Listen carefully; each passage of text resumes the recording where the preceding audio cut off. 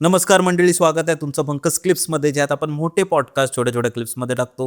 ही story तुम्ही नक्की enjoy कराल, पण त्याआधी सबस्क्राईब करायला विसरू नका. परवाच्या दिवशीच मला आजीने ही गोष्ट सांगितली, जेव्हा आम्ही बसलेलो, जसं मी तुला बोललो आम्ही बसलेलो रात्र जागवली. सो तेव्हा मला तिच्यासोबत घडलेली गोष्ट. ओके, सो तेव्हा ते कल्याणला होते, आजी आजोबा माझे कल्याणला राहत होते तेव्हा. तर त्यांनी कल्याणला माझी आजी आणि त्यांचा ना एक वाडा होता, एक वेगळा वाडा होता आणि प्रत्येकासाठी वेगळं म्हणजे पाण्याचं हे होतं. सो तिकडे त्या वाड्यामध्ये जाऊन पाणी भरायचे नाही लोक, त्यांचं एक पर्टिक्युलर स्थान आहे, तिकडेच पाणी भरायचे. ओके, सो माझी आजी तेव्हा म्हणजे एकदम यंग एजमध्ये होती, एकदम म्हणजे जी रिसेंट लग्न झालं असेल.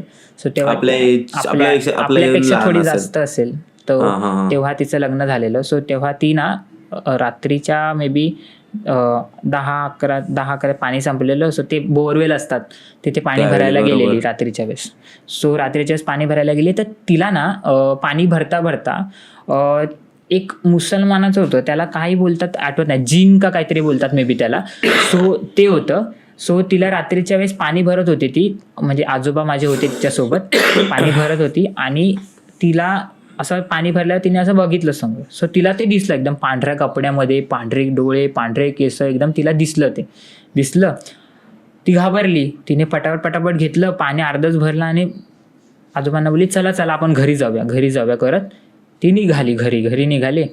त्याच्यानंतर मग दुसऱ्या तिसऱ्या दिवशी ना ती रोज रात्री 2 वाजता तिकडे जायची पाणी भरायला. बापरे. रोज रात्री ती बोलते, मी ना बोलते रोज रात्री 2 वाजले ना, सगळे झोपलेले असं रात्रीचे 2 वाजता जिथे, आणि त्यांची जी प्लेस होती ती तिकडे नाही जायची, दुसरीकडे जायची. तिकडे जाऊन रोज रात्री 2 वाजता ती हांडे घ्यायचे आणि पाणी भरायला जायचे.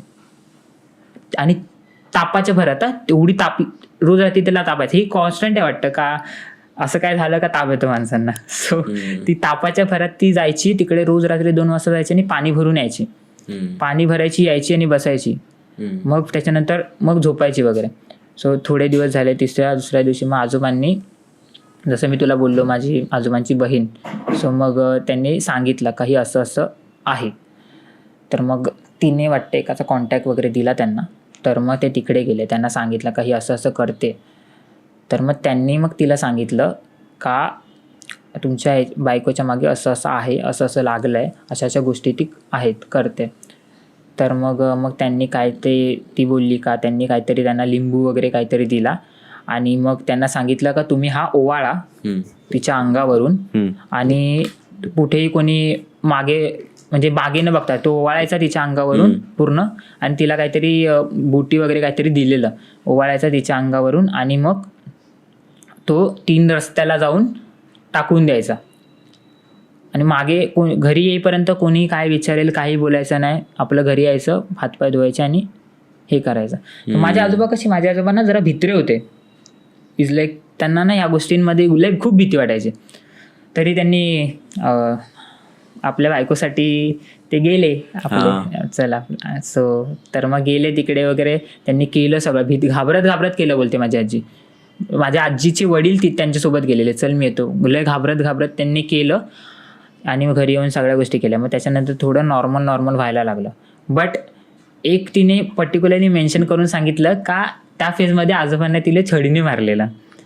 कसं, इज लाईक माझ्या आजोबांची सवय होती का ते आले ऑफिसवरून का जेवायला पाहिजे.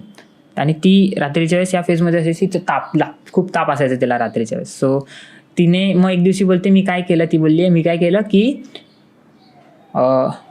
1 किलो काय बोलतात ते डाळ भिजत टाकली. त्या 1 किलो डाळीची मी भाजी केली आणि काहीतरी 50-60 चपात्या दिवसभरात केल्या. आणि कारण ती सारखी ती इरिटेट झालेली, का कोण माहीत नाही, बट मग आणि जेव्हा ते आले का मला जेवायला बोलते मी काय केलं, ते सगळं घेतलं, ठेवलं त्यांच्या पुढ्यात आणि वेताची काडी घेऊन आले, एक मोठीवाली, आणि बसले आणि संपा बोलले. तर ते लिटरली इतकं होतं का तिने ते, आता ऑब्वियस तू किती खाणार खाऊन 50-60 चपात्या काय झाल्या भाई. आणि ती अर्धा किलोची म्हणजे एवढी मोठी टोपभरची भाजी डाळीची. त्यांनी लिटरली ते जसे तिने ती छडी ना मारली त्यांना. ते हे संपवायचं सगळं, तुम्हाला लय भूक लागते ना ते सगळं संपवायचं. त्या छडीने इतकं मला बोलते. त्याच्यानंतर ऑब्विस ते नंतर घरातले बाहेरचे वगैरे आले सगळे, मग त्यांना पकडलं वगैरे, थांबवलं. बट बोलते ते 2 दिवस ते खात होते सगळं. आणि त्या दिवसानंतर ना ते जेवायला स्वतःहून यायचे. त्यांना समजलं त्या दिवसानंतर त्या गोष्टी आहे. सो कारण माझी आजी इतकी नव्हती अशी, बट त्या फेजमध्ये ती झालेली, ती विचित्र वागली. सो असं झालेलं. त्या दिवसानंतर मग तिने मला एक मेन्शन करून सांगितलं का तिच्यानंतर ते एक बाबा होते त्याच्याकडे ती गेली का, म्हणजे त्या फेज झाल्यानंतर. सो त्यांच्याकडे ती गेली का, त्यांनी मग तिला बोलले का, तिने सांगितलं का माझ्यासोबत असं असं झालेलं वगैरे. सो ती बोलले का मी तुला, ते बोललेले, ती बोलते का त्यांनी मला मुलगी मानली आणि ते मला बोलले का तू मला ना फक्त एक लिंबू आणून दे, एक नॉर्मल लिंबू आणून दे बस, बाकी काही नको. आणि त्यांनी काहीतरी तिला दर्ग्यातली ती बुटी दिलेली, ती लावायला सांगितलेली, आणून दे. कारण ते बोलले का मी जे आता काम करणार आहे ना त्याच्यासाठी मला स्मशानात जायला लागेल आणि मला पूर्ण नग्न अवस्थेत मला ते गोष्टी करायच्यात, त्यामुळे तू फक्त मला लिंबू आणून दे. तर त्यांनी दिला आणून, लिंबू वगैरे आणून दिला.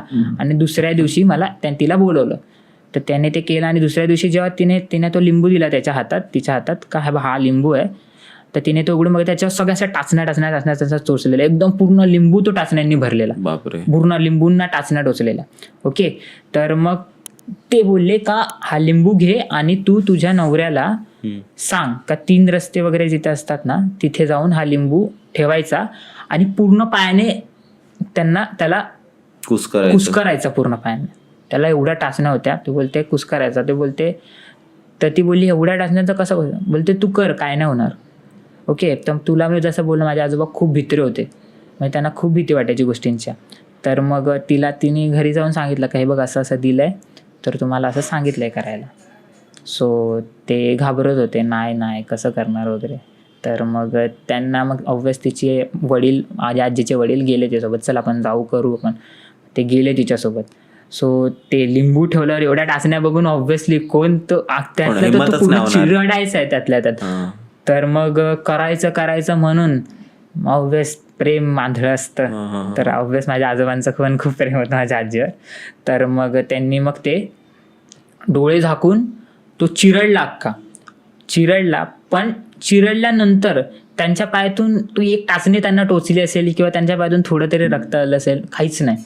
तो लिंबू लिटरली असा फ्लॅट झाला, त्या टाचण्या लिटरली अशा फ्लॅट झालेल्या बोलते आजी, अख्ख्या फ्लॅट झाल्या आजोबा सांगत होते.